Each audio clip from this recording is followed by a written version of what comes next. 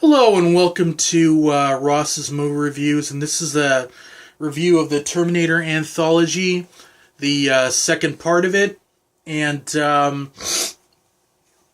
alright, now we get to the sequel that is basically the third entry in Terminator Rise of the Machines.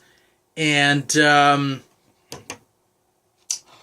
what this movie entails is basically a kind of a continuation of Terminator 2 in the fact that John Connor now is a young man in his 20s, and he basically is on the run, and he's kind of like hasn't led a great life, and but he still knows how important that he is for the future of the war and everything.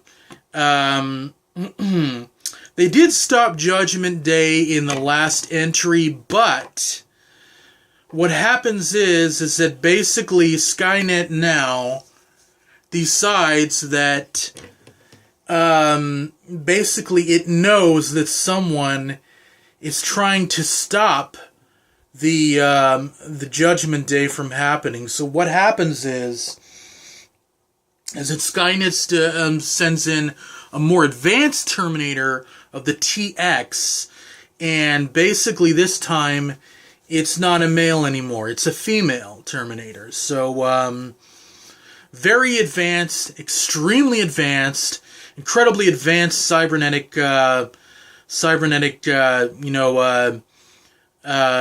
options for her and stuff. It can control machines, can control her electricity around her environment. She can heal herself with the liquid metal effect. Basically, she has all the things that the T-1000 had, and she has even newer stuff like being able to control machines and stuff. Now, basically, John Connor is basically being hunted down, and whoever is around him is being hunted down by this Terminator.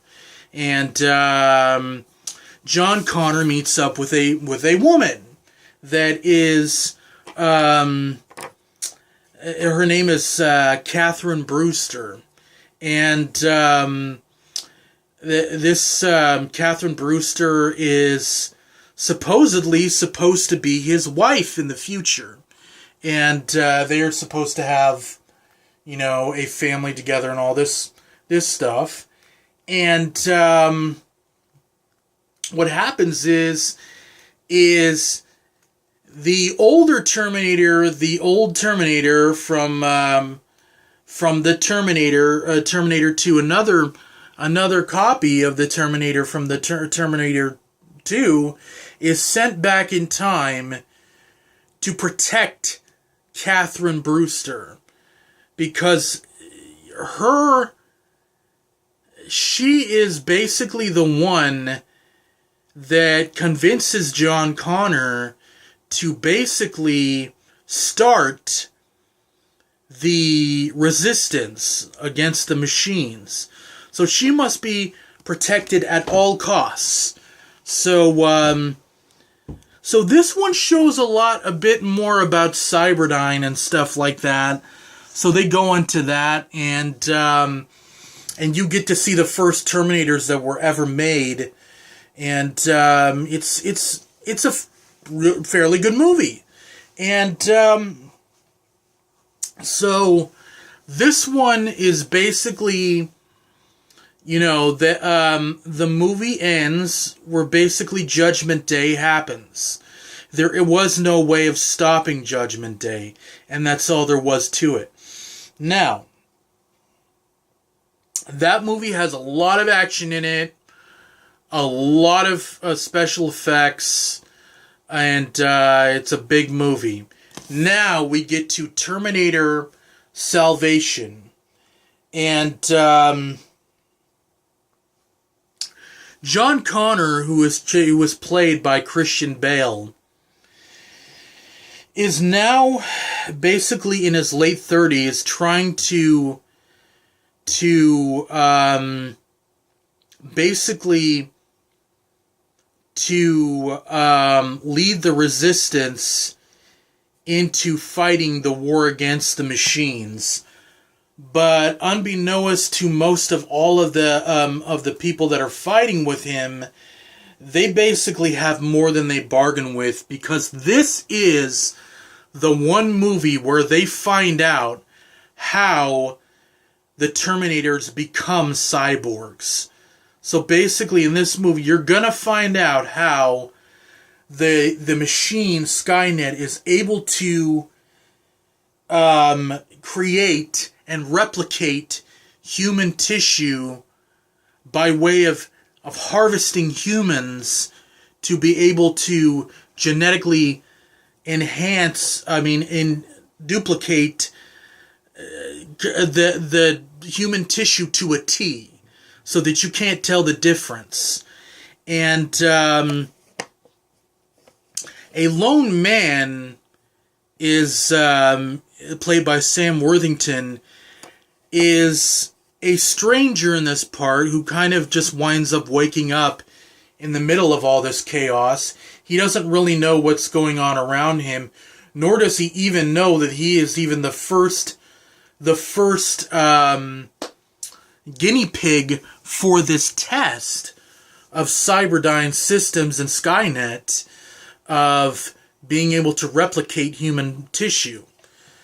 Needless to say, John Connor does not trust him very well, and he is basically just a machine that is that has what I would call, that is different than most of the Terminators.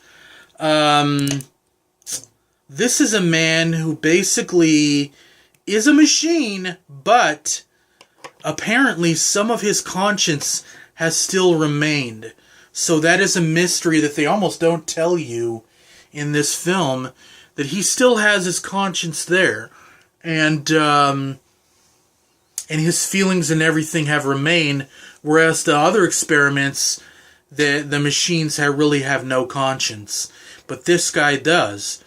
So he has to make a decision whether he's going to do something right in this war, or whether he's just going to be another killing machine, another cyborg that will kill the human race. And which I think is one thing that makes this movie, a lot of people didn't care for it, but I think it makes the movie have a bit of a soul to it, because we see him making decisions that are kind of like that no other Terminator in the series has had to make. So that's what makes this Terminator a bit different from the other ones, is that this guy can make decisions for himself. This Terminator, this machine, was a man, can choose. So, and no Terminator has ever had a choice on whether to fight or not fight for the humans, or not to fight for them. So that's what makes this interesting. Now, overall, I think it's a damn good series. I think it is one of the best series that I own. And I think that, the sequels, not as good or as perfect as the first two, I think they are very entertaining. And I think they complete the anthology in a way that you feel that you have been through John Connor's experiences in this anthology. And that's the main thing that any movie anthology should do. You should make sure that after you watch it, you have felt basically like now a good sense of what this character's history is, and you've been through it with him. And I think that's the one thing that makes this anthology a very, very awesome, worthy pickup. And I bought it online for about $24. So thank you for watching. This is an amazing anthology. Definitely worth the pickup.